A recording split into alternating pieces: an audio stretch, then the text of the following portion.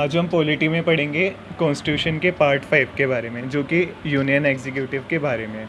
इसमें आर्टिकल 52 से 151 तक आते हैं। सबसे पहले जो इसका पार्ट है वो होता है प्रेसिडेंट।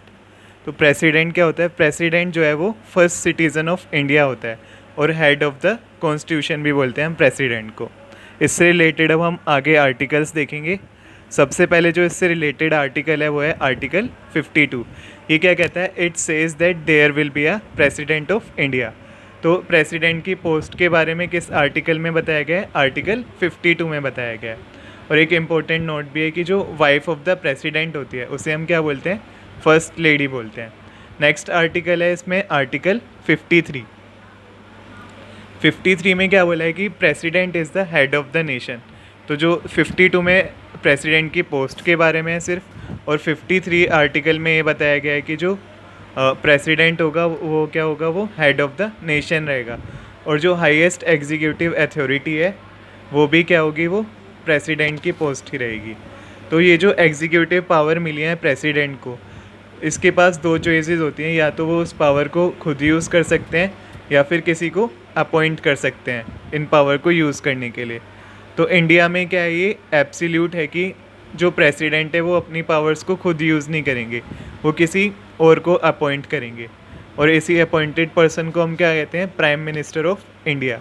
और जो पीएम होता है वो एक सिस्टमेटिक प्रोसीजर से अपॉइंट किया जाता है, और जो इन्हें अपॉइंट करता है पीएम को वो होता है प्रेसिडेंट। और एक केस हुआ था 1976 में, उसमें सुप्रीम कोर्ट ने क्लियरली बोला कि जो प्रेसिडेंट है वो रियल हेड नहीं होगा, और उसे क्या होगा? जो पीएम और जो काउंसिल ऑफ मिनिस्टर एडवाइस देगी उस एडवाइस को फॉलो करना पड़ेगा। फिर जो हमारा नेक्स्ट आर्टिकल है आर्टिकल 54, उसमें क्या बताया गया है कि इलेक्शन ऑफ प्रेसिडेंट के बारे में बताया गया है कि प्रेसिडेंट को इलेक्ट कैसे करना है। तो सबसे पहले तो ये कि डायरेक्टली इलेक्ट नहीं होता, मतलब कि जो सिटीजन्स हैं वो डायरेक्टली वोट नहीं करेंगे। इसके लिए एक सेपरेट इलेक्टोरल कॉलेज होता है, उसमें कौन वोट करेगा? उसमें 3 लोग वोट करते हैं। जैसे जो इलेक्टेड मेंबर होते हैं बोथ द हाउसेस के, मतलब कि लोकसभा और जो राज्यसभा है उसमें जो इलेक्ट होके आते हैं मेंबर्स, वही केवल वोट करेंगे। नॉमिनेटेड मेंबर्स जो हैं वो वोट नहीं करते। और सेकंड क्या है? Elected MLAs of state. जो एमएलएज होते हैं स्टेट के वो वोट करते हैं। And the elected MLAs of Delhi and Puducherry. 2 union territories भी हैं, दिल्ली एंड पुदुचेरी, उनके एमएलएज भी वोट करते हैं। पहले इनके पास वोटिंग राइट नहीं था दिल्ली एंड पुदुचेरी के पास, लेकिन 70th अमेंडमेंट से 1992 में इन्हें वोटिंग राइट मिल गया। इसके बाद जो हमारा नेक्स्ट आर्टिकल है वो है आर्टिकल 55।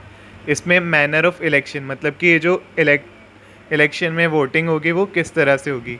तो election is held through a system of proportional representation. Proportional representation का मतलब ये है कि जो एमएलएज और एमपी होते हैं उनका इक्वल प्रोपोर्शन में वोट आए उनकी पॉपुलेशन के हिसाब से, by the means of single transferable vote by secret ballot. एक बैलेट बॉक्स बना रहता है, उसमें सीक्रेटली सब जाके वोटिंग करते हैं।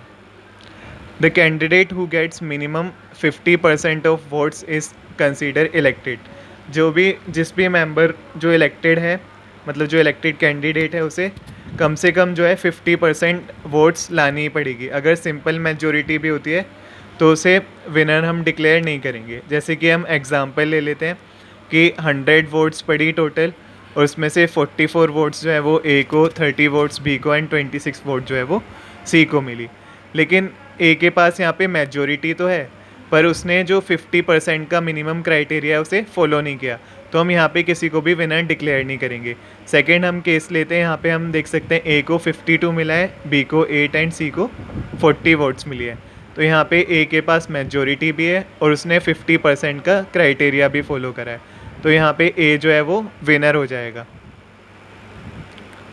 यहाँ पे हम देखेंगे वोट वैल्यू ऑफ, यहाँ पे एमएलए आएगा। वोट वैल्यू ऑफ एमएलए क्या होता है? State population upon total number of MLA into 1000। और वोट वैल्यू ऑफ ये है MP. Vote value of MP कितना होगा? Total value of MLAs upon total number of elected MPs. अब जो हमारा नेक्स्ट आर्टिकल है वो है आर्टिकल 56। इसमें term of office and salary के बारे में बताया गया है प्रेसिडेंट के। तो जो प्रेसिडेंट का जो ऑफिस होता है, मतलब उसका टर्म होता है, वो 5 ईयर्स के लिए होता है। In case no new president is elected then he would continue his post. अगर जैसे 5 ईयर्स से ज़्यादा हो जाते हैं और नए प्रेसिडेंट का जो है इलेक्शन नहीं हुआ, तो जो पुराना प्रेसिडेंट है वो अपनी पोस्ट जो है वो कंटिन्यू करेगा, क्योंकि हमारे इंडिया में कभी भी प्रेसिडेंट का जो पोस्ट है वो खाली नहीं रहती। अगर प्रेसिडेंट को अपना रिजिग्नेशन देना है तो वो वाइस प्रेसिडेंट को दे सकते हैं। नेक्स्ट है इसमें, president can be remove through the expiry of his tenure through a special procedure called impeachment. अगर प्रेसिडेंट को हटाना है तो उसके लिए भी एक प्रोसेस होता है इम्पीचमेंट का, जिसका आर्टिकल 61 के बारे में बताया गया है। और जो प्रेसिडेंट की जो अभी की सैलरी है वो है 5 लाख रुपीज़ पर मंथ।